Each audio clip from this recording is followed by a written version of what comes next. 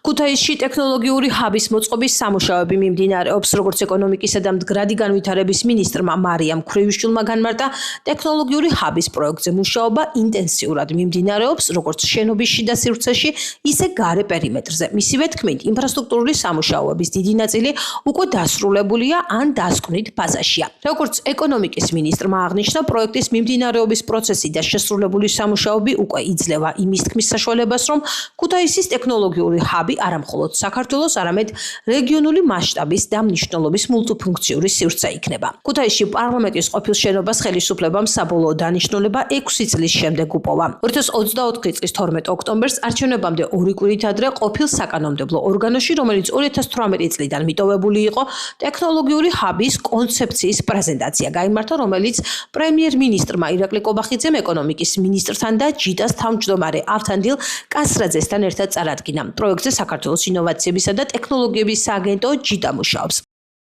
ეს იქნება უნიკალური სივრცე საქართველოს მოქალაქეებისთვის, სადაც გაერთიანებულია მთელ კავკასიაში ერთადერთი სამეცნიერო ტექნოლოგიური ინტერაქციული მუზეუმი, რაც ასევე როგორც ადგილობრივი მოსახლეობის, ასევე საერთაშორისო ტურიზმისთვის ძალიან მნიშვნელოვანი კომპონენტი იქნება და რაც ყველაზე მნიშვნელოვანია ჩვენი მოქალაქეების მომავალი თაობის ტექნოლოგიურ პროცესში ჩართვისთვის მნიშვნელოვანი ინსტრუმენტი, ყველა ის საჭირო ტექნოლოგიური ლაბორატორიები, რაც მნიშვნელოვანია იმას, რომ ნებისმიერ ადამიანს, რომელსაც აქვს ნებისმიერი მიმართულებით ინოვაციური იდეა, მოვიდეს აქ და განახორციელოს იდეები.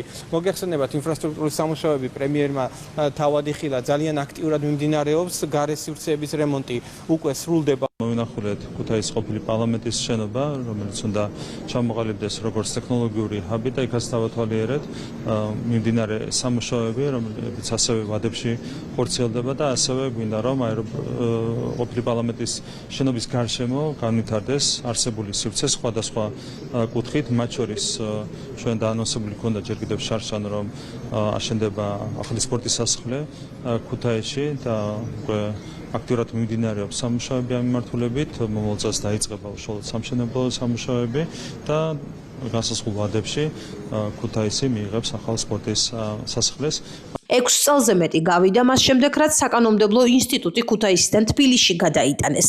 პარლამენტის გაუქმებით ქუთაისისათვის სასიცოცხლო ფუნქციის წართმევას ადგილობრივები წლების განმავლობაში აპროტესტებდნენ. აქტივისტები სხვადასხვა პერფორმანსით ქუთაისში საკანონმდებლო ორგანოს დაბრუნებას ითხოვდნენ.